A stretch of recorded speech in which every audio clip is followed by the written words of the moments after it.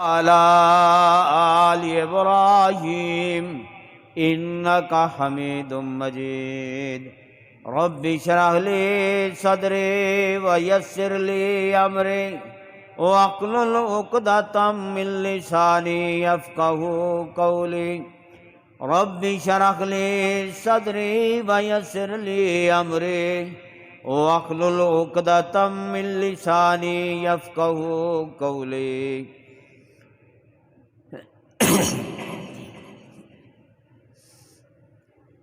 سامعین محترم، عزیزان مکرم،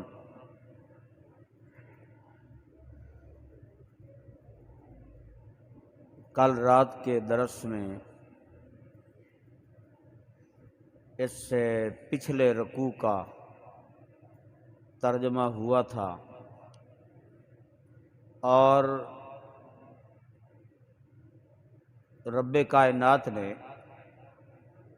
حضرت یوسف علیہ السلام کے جیل کے دو ساتھیوں کو جو خواب آیا تھا اور انہوں نے اس کی تعبیر حضرت یوسف علیہ السلام سے پوچھی تھی، اس کا مختصر سا ذکر آپ کے سامنے ہوا۔ آج جو آیات مبارکہ اس سے اگلے رکوع کی آپ کے سامنے پڑھی ہیں، یہ ایک رکوع سے زائد بلکہ تقریباً 2 رکوع بنتے ہیں۔ ان میں بادشاہ کے خواب اور اس کی تعبیر جو یوسف علیہ السلام نے بتائی اس کا ذکر ہے، اور ساتھ حضرت یوسف علی نبینا علیہ الصلاۃ والسلام کی صفائی اور ان کی رہائی کا بھی ذکر ہے۔ جو وقت کا بادشاہ تھا اس کو یہ خواب آیا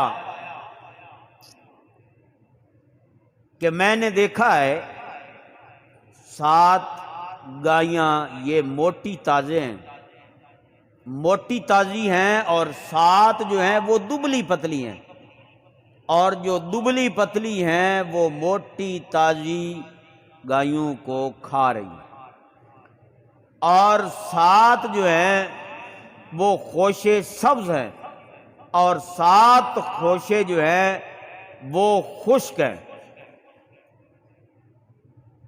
یہ خواب دیکھا جب انہوں نے تو انہوں نے اپنے درباریوں کو، یہ پہلے دور کے اندر ایسے ہوتا تھا اور آج بھی کچھ ہے کہ جو بادشاہ ہوتے ہیں انہوں نے اپنے ڈاکٹر، اپنے طبیب الگ رکھے ہوئے ہوتے ہیں، اور مسائل بتانے کے لیے انہوں نے اپنی مرضی کے علماء بھی انہوں نے رکھے ہوتے ہیں، اور وہ علماء جو ہیں وہ مسائل بھی ان کی مرضی کے مطابق بتاتے ہیں۔ تو پہلے دور کے اندر بھی ایسا ہی تھا، انہوں نے اپنے طبیب بھی رکھے ہوتے تھے، علماء بھی رکھے ہوتے تھے، اور نجومی خوابوں کی تعبیریں بتانے والے وہ بھی انہوں نے رکھے ہوئے ہوتے تھے۔ تو حضرت یوسف علیہ السلام جس دور میں مصر میں پہنچے اور جیل خانے میں چلے گئے تو مصر کا جو بادشاہ تھا اس نے بھی اپنے طبیب، اپنے علماء اور خوابوں کی تعبیریں بتانے والے یہ سارے رکھے ہوئے تھے۔ تو جب ان کو یہ خواب آئی تو انہوں نے ان کو اکٹھا کیا اور ان سے پوچھا کہ مجھے یہ خواب آئی ہے، اس خواب کی مجھے تعبیر بتاؤ۔ وہ کیا کہنے لگے؟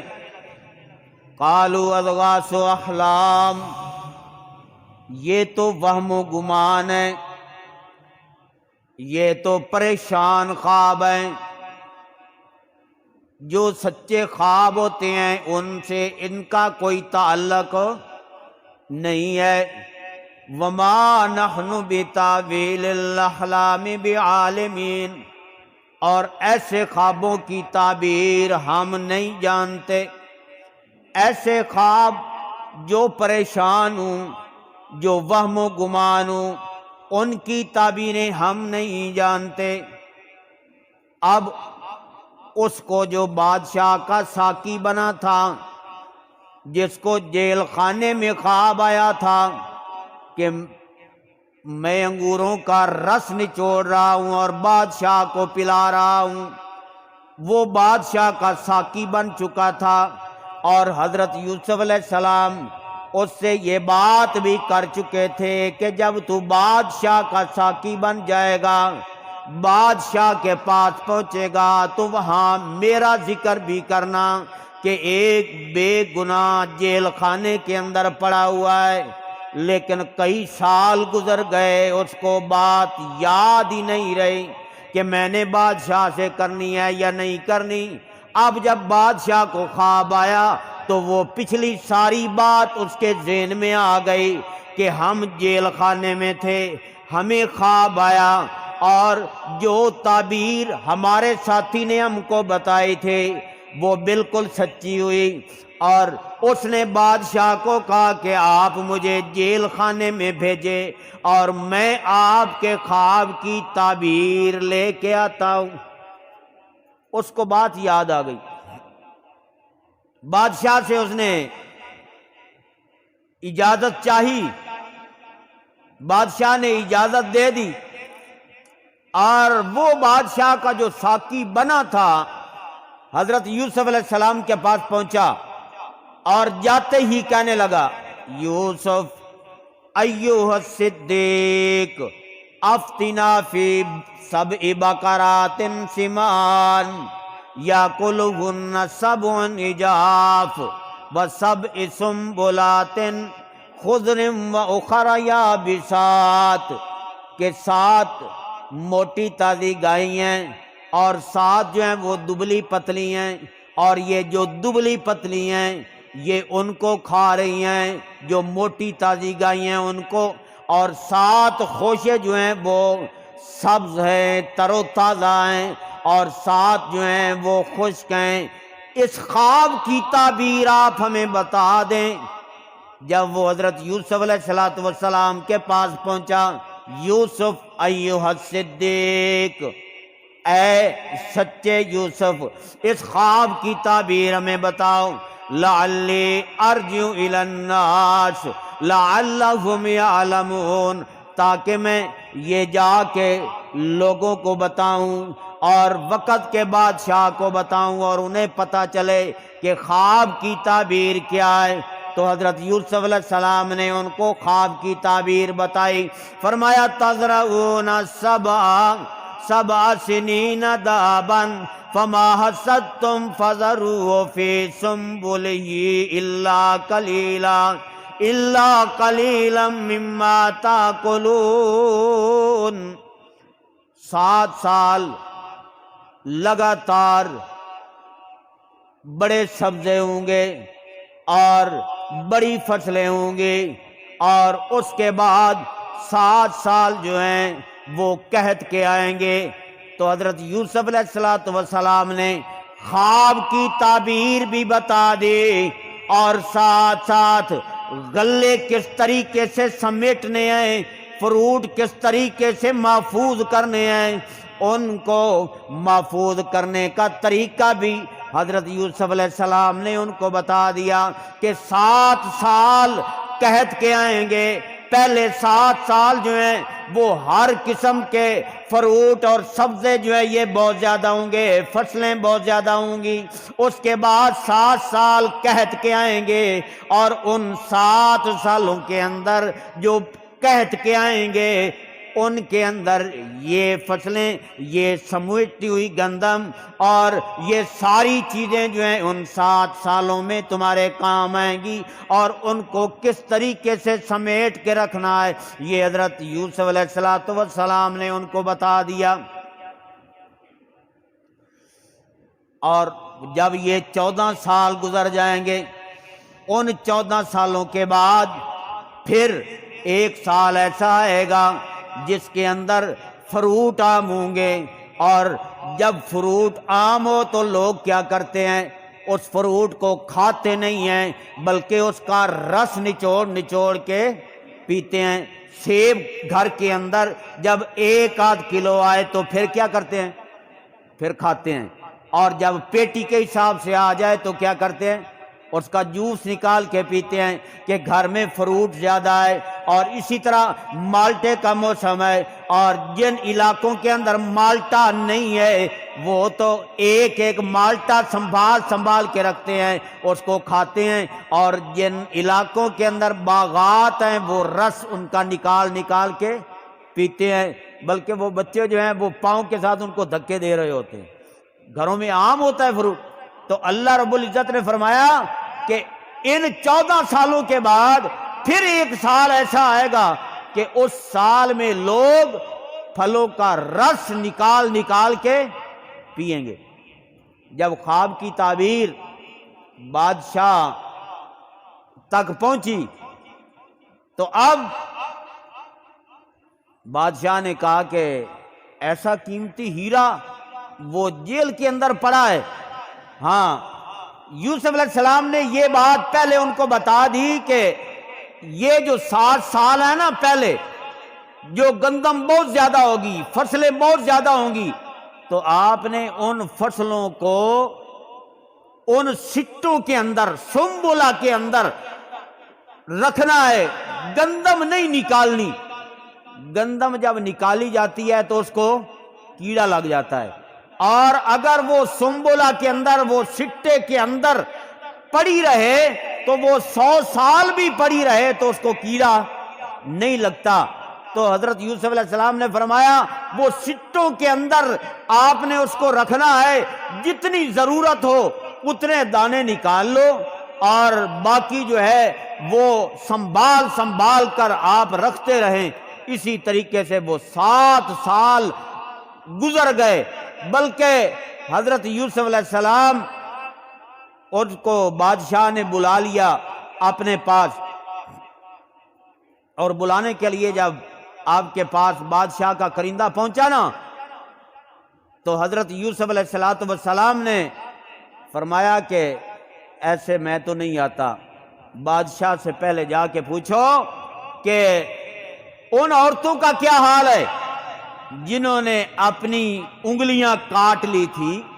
یوسف علیہ السلام تھے نا اس بادشاہ کے گھر کے اندر، اور پہلے زلیخا نے حضرت یوسف علیہ السلام کو ورغلانے کی کوشش کی، اور جب اس کا کام نہ بنا، اور جو باقی وزراء کی بیویاں تھیں انہوں نے جب بات سنی اور انہوں نے باتیں بنانی شروع کی، تو زلیخا نے ان کو بھی بلایا، ان کی دعوت کی، اور جب وہ ساری آ گئیں ان کے سامنے فروٹ رکھ دیے، ان کو چاقو چھریاں دے دی پھل کاٹنے کے لیے، تو عین اس وقت جب ان کے ہاتھ میں چھری اور فروٹ موجود ہے، یوسف علیہ السلام کو بلا لیا، اور یوسف علیہ السلام کو دیکھتے ہی انہوں نے پھل کاٹنے کی بجائے کیا کیا، اپنے ہاتھ کاٹ لیے، اپنے ہاتھ کاٹ لیے۔ تو اب یوسف علیہ السلام کو جب باہر بلانے کے لیے، جیل سے رہا کرنے کے لیے بادشاہ نے پیغام بھیجا، تو اس نے کہا ارجع الی ربک فاسألہ ما بال النسوۃ اللاتی قطعن ایدیہن ان ربی بکیدہن علیم۔ جا کے پہلے ان عورتوں کا حال پوچھو جنہوں نے اپنے ہاتھ کاٹ لیے تھے، ان ربی بکیدہن علیم، میرا رب تو ان کے مکر و فریب کو خوب جانتا ہے۔ میرے رب کو تو پتہ ہے، لیکن بادشاہ کو بھی پتہ چلنا چاہیے نا۔ بادشاہ نے جو مجھے جیل میں ڈالا، تو بادشاہ کے سامنے اور ان عورتوں کے سامنے اور وزراء کے سامنے یہ ساری بات کھلنی چاہیے کہ یوسف کا قصور نہیں ہے، قصور کس کا ہے؟ زلیخا کا ہے۔ اور یوسف علیہ السلام کے حسن کو دیکھ کر جن عورتوں نے ہاتھ کاٹے ان کو بھی پتہ چل جائے۔ قال ما خطبکن اذ راوتن یوسف عن نفسہ قلنا حاش للہ ما علمنا علیہ من سوء۔ بادشاہ نے بلا لیا ان سب کو، ساری عورتوں کو بلا لیا، اور زلیخا بھی ان کے اندر موجود ہے۔ تو بادشاہ نے پوچھا ما خطبکن اذ راوتن یوسف عن نفسہ، اس وقت تمہارا کیا حال تھا جب تم نے یوسف علیہ السلام کو اپنی طرف مائل کرنا چاہا؟ قلنا حاش للہ، وہ ساری یک زباں ہو کر کہنے لگی کہ اللہ کی پناہ، ما علمنا علیہ من سوء، ہم نے اس کے اندر کوئی برائی نہیں دیکھی، یوسف علیہ السلام کے اندر ہم نے کوئی برائی نہیں دیکھی۔ قالت امرأۃ العزیز الآن، اس وقت عزیز مصر کی بیوی وہ بھی بول پڑی، وہ کہنے لگی، جب ساری بات واضح ہو گئی، کھل گئی، وہ کہنے لگی انا راودتہ عن نفسہ وانہ لمن الصادقین۔ انا راودتہ، اس وقت کیا کہا تھا اس نے؟ جب دوڑتے ہوئے دونوں باہر نکلے تھے اور آگے سے عزیز مصر اور اس کے ساتھ اس کا ایک وزیر آ گیا، اس وقت اس نے کیا کہا تھا؟ اس وقت زلیخا نے کہا تھا کہ بادشاہ سلامت، جو تمہاری بیوی کے ساتھ برائی کا ارادہ کرے اس کی کیا سزا ہونی چاہیے؟ پھر سزا بھی خود مقرر کر دی کہ یا تو اس کو سخت مار ماری جائے اور یا پھر اس کو جیل کے اندر بند کر دیا جائے۔ سزا جو ہے وہ بھی خود ہی مقرر کر دی، حالانکہ خود یوسف علیہ السلام کو اندر لے جانے والی ہے، خود برائی کی دعوت دینے والی ہے، اور آج وہی عزیز مصر کی بیوی کیا کہہ رہی ہے؟ انا راودتہ، میں نے ہی یوسف کو اپنی طرف مائل کرنے کی کوشش کی، وَإِنَّهُ لَمِنَ الصَّادِقِينَ، یوسف جو ہے وہ سچا ہے، یوسف کے اندر کوئی خامی نہیں ہے، یوسف کے اندر کوئی گناہ نہیں ہے، إِنَّهُ لَمِنَ الصَّادِقِينَ۔ اور حضرت یوسف علیہ السلام نے کیا فرمایا؟ یہ کام میں نے کیوں کیا ہے؟ میں نے کیوں نہیں، جب میرے پاس پیغام آیا تھا عزیز مصر کا کہ آپ کو بادشاہ سلامت بلا رہے ہیں، تو میں اسی وقت کیوں نہیں گیا؟ کئی سال ہوں جیل کے اندر اور اس کو بادشاہ کا پیغام ملے یا اس کو رہائی کا پیغام ملے تو وہ تو فوری طور پر نکلنے کی کوشش کرتا ہے، لیکن حضرت یوسف علیہ السلام کہتے ہیں میں کیوں نہیں گیا؟ میں اس وجہ سے نہیں گیا، ذالک لیعلم انی لم اخنہ بالغیب وان اللہ لا یہدی کید الخائنین، تاکہ بادشاہ کو پتہ چل جائے کہ اس کی غیر موجودگی کے اندر میں نے خیانت نہیں کی۔ بادشاہ نے مجھے بیٹوں کی طرح پالا ہے گھر میں، اس وقت چھوٹے تھے نا جب آپ نے مصر کی منڈی سے اس کو خرید کیا تھا، اور گھر جا کے اپنی بیوی کو کہا کہ اس کو بیٹوں کی طرح پالنا ہے اور اس کے سر پر شفقت کا ہاتھ رکھنا ہے، اور اس کو ہم اپنا بیٹا بنا لیں گے، ہماری اولاد جو کوئی نہیں، اس کو ہم اپنا بیٹا بنا لیں گے۔ تو آج حضرت یوسف علیہ السلام کہہ رہے ہیں کہ یہ کام میں نے اس لیے کیا تاکہ بادشاہ کو پتہ چل جائے کہ اس کی غیر موجودگی کے اندر میں نے یہ کام نہیں کیا، میرے اوپر بہتان لگایا گیا ہے، یہ قصور میرا نہیں ہے، یہ قصور کس کا ہے؟ اس کی بیوی کا ہے۔ ذالک لیعلم انی لم اخنہ بالغیب وان اللہ لا یہدی کید الخائنین۔ اور جو خیانت کرنے والے ہوتے ہیں اور جو مکر و فریب کرنے والے ہوتے ہیں اور جو ایسے جال ڈالنے والے ہوتے ہیں، اللہ ان کو ہدایت نہیں دیتا۔ اور حضرت یوسف علیہ السلام یہ تو سچوں کے سردار ہیں، پیغمبر ہیں، خود بھی پیغمبر، باپ بھی پیغمبر، دادا بھی پیغمبر، پردادا بھی پیغمبر، اور ان کی اولاد سے حضرت ابراہیم علیہ السلام کے دو بیٹے حضرت اسماعیل علیہ السلام، حضرت اسحاق علیہ السلام، اور ان کا فرق تقریباً جو ہے وہ 10 سال کا ہے۔ حضرت اسماعیل علیہ السلام 10 سال بڑے ہیں، حضرت اسحاق علیہ السلام 10 سال چھوٹے ہیں۔ حضرت اسماعیل علیہ السلام ان کی اولاد میں سے اللہ رب العزت نے ایک پیغمبر بھیجا، اور وہ بھی تمام پیغمبروں کا سردار محمد الرسول اللہ۔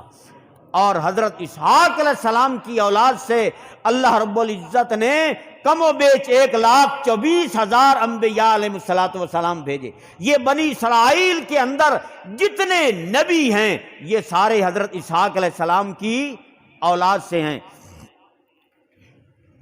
تو یہ ساری لڑی جو ہے ان کی نبیوں کی ہے۔ تو حضرت یوسف علیہ السلام کو انہوں نے ورغلایا، حضرت یوسف علیہ السلام نے آپ کو بچایا، اپنے آپ کو بچایا اور اللہ کی توفیق سے بچایا۔ اور پھر جب یہ ساری بات واضح ہو گئی کہ یوسف کا قصور نہیں ہے، قصور کس کا ہے؟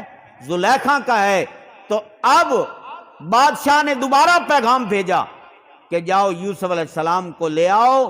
اب یوسف علیہ السلام آ گئے بادشاہ کے پاس، اور بادشاہ نے کہا کہ میں آپ کو اپنا مصاحب خاص بنانا چاہتا ہوں، آپ کو میں کوئی وزارت دینا چاہتا ہوں، یا میں آپ کو بادشاہ بنانا چاہتا ہوں، آپ کے سر پہ تاج جو ہے یہ سجانا چاہتا ہوں۔ تو یوسف علیہ السلام نے فرمایا مجھے اور کوئی وزارت نہیں چاہیے، مجھے اور کوئی وزارت نہیں چاہیے، مجھے وزیر خزانہ بنا دے، اور کوئی وزارت نہیں چاہیے، مجھے وزیر خزانہ بنا دیں۔ قال اجعلنی علی خزائن الارض انی حفیظ علیم، مجھے وزیر خزانہ بنا دیں، اور وزیر خزانہ کے اندر 2 صفات ہونی چاہیے۔ کتنی صفات ہونی چاہیے؟ 2 صفات۔ ایک صفت ہونی چاہیے کہ اس خزانے کی وہ حفاظت کرے، دوسری صفت اس کے اندر یہ ہونی چاہیے کہ وہ اس کام کو جانتا بھی ہو۔ اگر کوئی کسی کام کو جانتا نہیں ہے، ڈاکٹر کا کلینک ہے، وہاں کسی موچی کو جا کے بٹھا دیا جائے، وہ کلینک اچھی طریقے سے چلائے گا؟ نہیں، وہ اس کام کو جانتا بھی ہو اور وہ حفاظت کرنا بھی جانتا ہو۔ تو حضرت یوسف علیہ السلام نے فرمایا یہ دونوں کام میں جانتا ہوں، حفاظت بھی کر سکتا ہوں، ایک ایک پائی کی حفاظت کروں گا، کوئی پیسہ ضائع نہیں ہوگا، اور دوسرے نمبر پہ میں یہ کام جانتا ہوں، اللہ نے مجھے اس کا علم دے دیا ہے، اور خواب کی تعبیر پہلے بتا چکے تھے۔ تو حضرت یوسف علیہ السلام نے پھر اس گندم کو 7 سال تک سمیٹ کے رکھا، اور 7 سالوں کے بعد جب 7 سال قید کے آئے تو اب دور دور تک مشہوری ہو گئی کہ گندم ملتی ہے تو مصر سے ملتی ہے۔ یہ آگے لمبا واقعہ ہے۔ پھر آپ کی ملاقات ہوتی ہے اپنے بھائیوں سے بھی، وہ گندم لینے کے لیے ایک دفعہ آتے ہیں، دوسری دفعہ آتے ہیں، تیسری دفعہ آتے ہیں، اور پھر یہی ذریعہ بنا حضرت یوسف علیہ السلام کی ملاقات کا اپنے بھائیوں سے اور اپنے باپ سے۔ انشاءاللہ پھر کبھی موقع ملا تو وہ آپ کو سنائیں گے۔ اللہ عمل کی توفیق عطا فرمائے۔ الحمدللہ۔